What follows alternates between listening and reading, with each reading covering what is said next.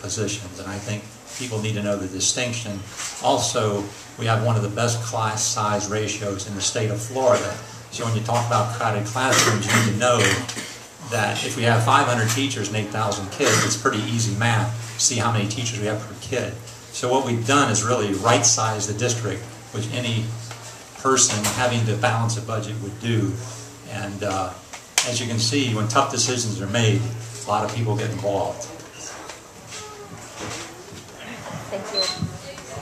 That's 1 minute, Hunter. You know that, right?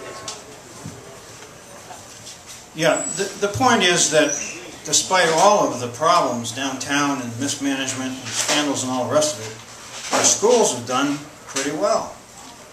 And children are getting pretty well educated. That's because we have a lot of highly dedicated teachers who continue to love and care about kids. But their morale is now badly fractured. Our outgoing administration negotiated a contract that they knew they couldn't afford and were going to break. That's the administration, not the school board. The school board wasn't told the truth any more than the rest of you were about the financial mess we're in. A lot of stuff was simply not reported accurately. We need to reconcile with our teachers. They're the ones that deliver the education, the counseling, the surrogate aunt and uncle, guidance counselor, life skills counselors, everything that great teachers do. We've got to bury the hatchet, and the new school board needs to help the new superintendent do exactly that, reconcile with our teachers.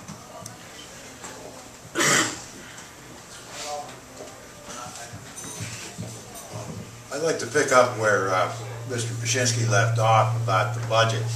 The power of the purse. I mean, this goes back to, Runnymede and Magna Carta.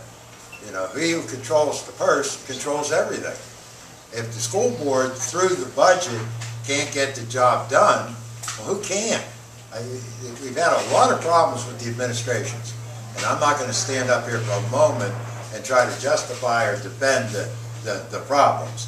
But the school board, through the power of the purse, can make a difference and should make a difference. Mr. Cunningham talked a little bit about the performance pay aspect of the performance pay aspect of the new superintendent, and fundamentally I agree with what he said. But if what's in the press today is true, it's because one school board member went off on a tangent and promised something to a new superintendent that he was not authorized to do.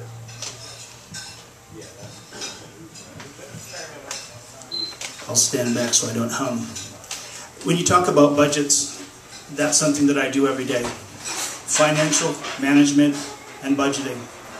To get control of the budget, first of all, you need a financial accounting and management system.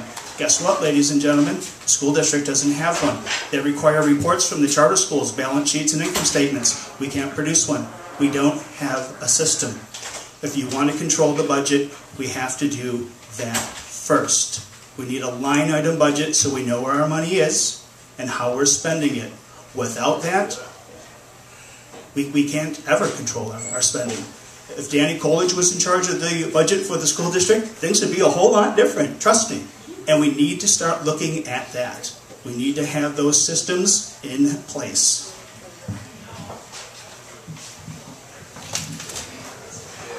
Thank you. I'm the candidate who said that 40 teaching positions were going to be eliminated.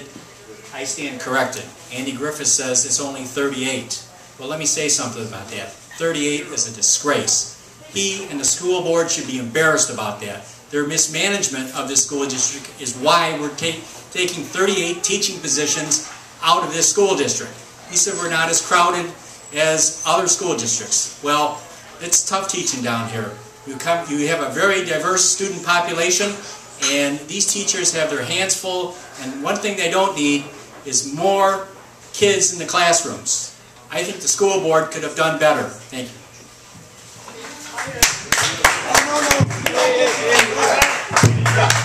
That's why he doesn't need to be on the school board. He doesn't know how to follow the rules.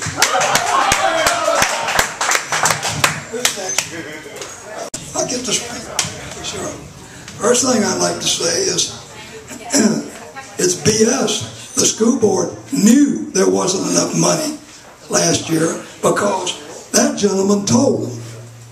He said, you're relying on tax revenue estimates for the school district coming out of Tallahassee, and you're not talking to your own tax collector. And he's saying it's a lot less than what Tallahassee's saying. They don't want to hear that. So they went with what Tallahassee told them, didn't know what the hell was going on.